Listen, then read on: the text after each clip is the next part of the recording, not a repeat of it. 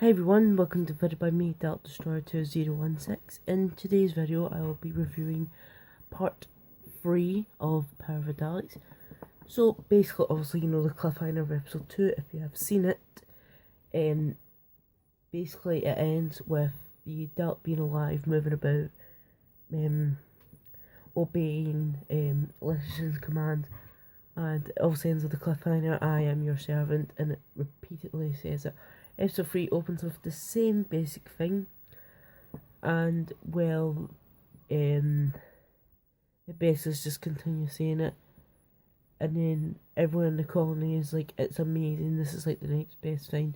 The Doctor's just going like, no, like, it conquers, it destroys and everything, and like, and no one's listening to him. So,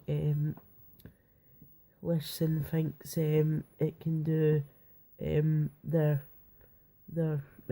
work processing and jobs and basically everything, and obviously the second Doctor knows what the Daleks are really like, and he basically says to Dalek, I will stop you, and he says if you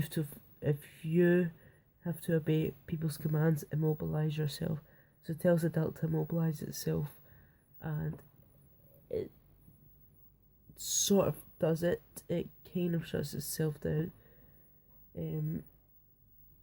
But they go out the room, basically, the Doctor, Ben and Polly, and Liston's like, why didn't you obey his why didn't you obey him? And the Dalek's like, his orders were wrong. If like, I only obey who brought me back to life, basically that sort of thing. I'm trying to remember as much as I can here, but I've not watched the episode since last Saturday, so I'm trying to remember all of it, just all the little important parts. So, well, basically, Lesson does a few tests on it and asks it, what's like this and that of like acid and like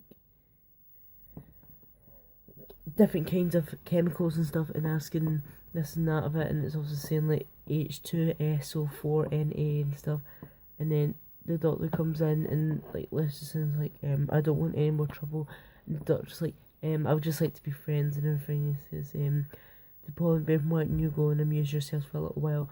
So obviously the Doctor wants to see what the Dalek's doing, and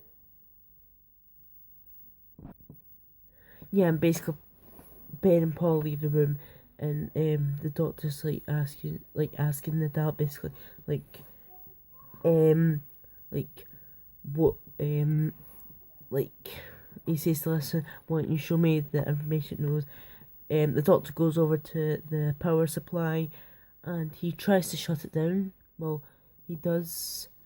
Cuts off the power for the Dalek, and the Dalek starts screaming and panicking, and Dalek, and then Lesson stops the Doctor, and the Dalek's like, I've sustained no damage, and he basically Lesson wants him to leave the laboratory, and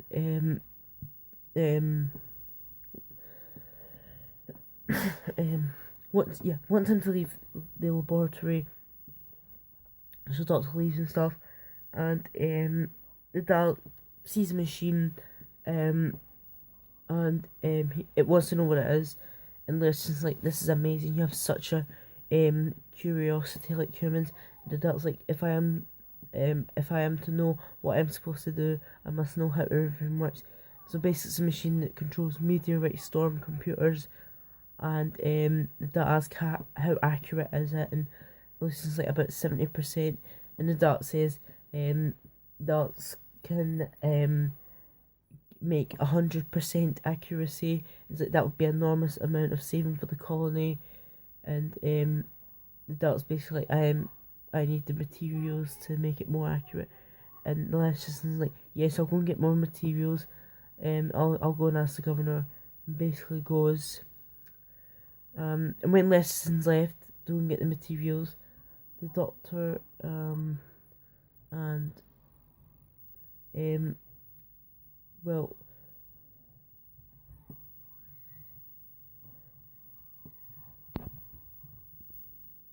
yeah, so but meanwhile in the episode actually, Polly gets kidnapped by Janley and I forgot the other one's name, but they basically find the weapon of the Dalek, and they're thinking it could win them the revolution. So they kidnap Polly because they want Lesterton to continue his work with the Daleks, because he thinks it's more important, and basically, yeah. So they want Lesterton to keep working on the Daleks with these weapons so they can win the revolution.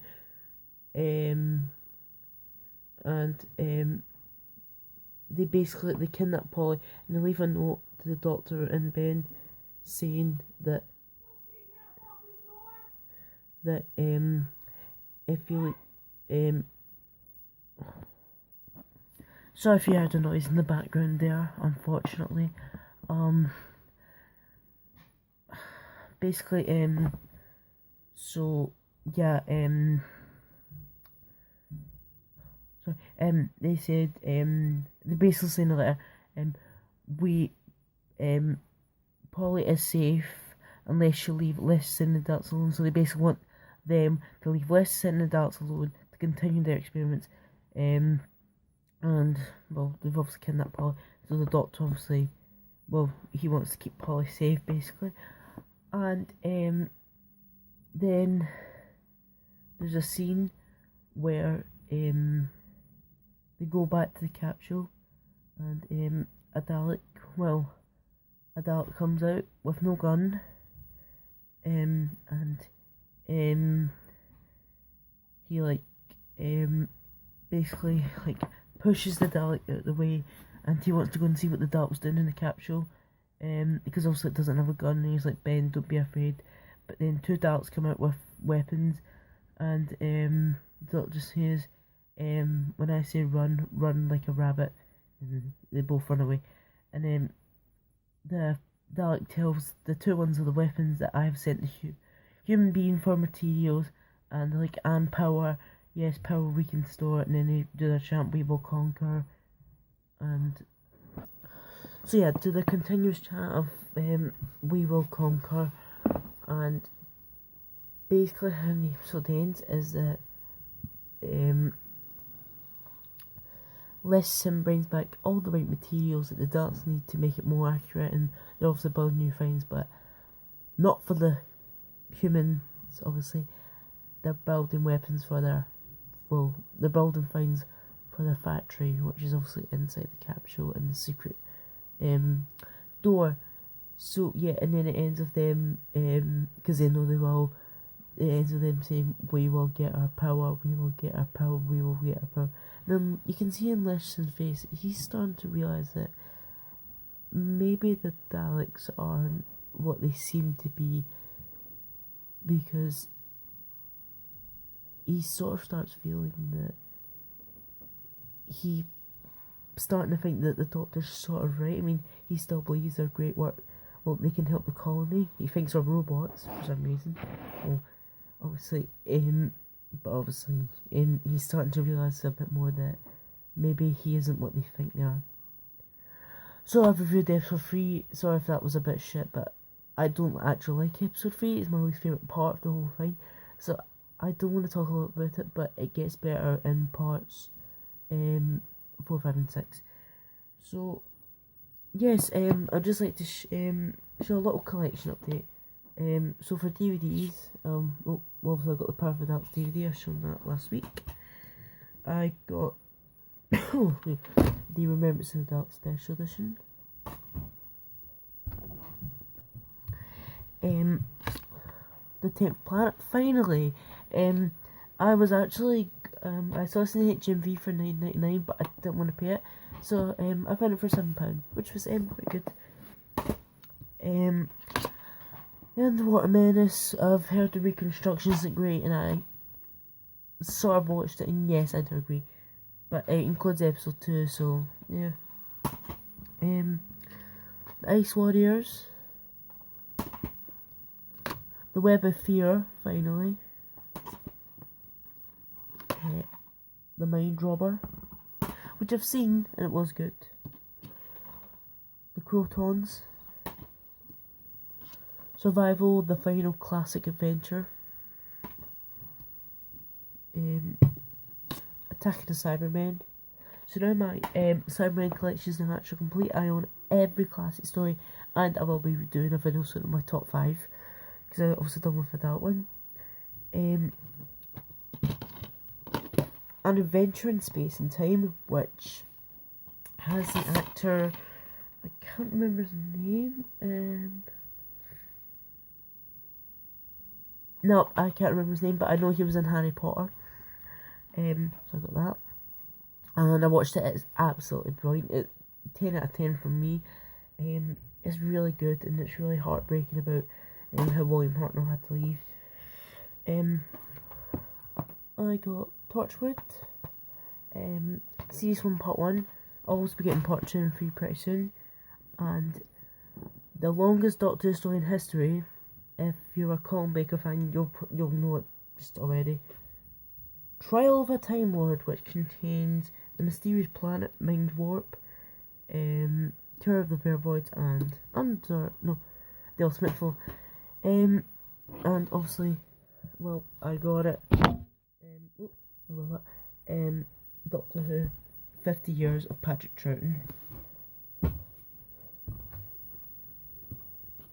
So now the fact that I have all these DVDs kind of makes my Lost in Time box set pretty pointless now, but whatever, still an awesome set. Anyway, that is it for here. Thank you for watching this video, and bye for now.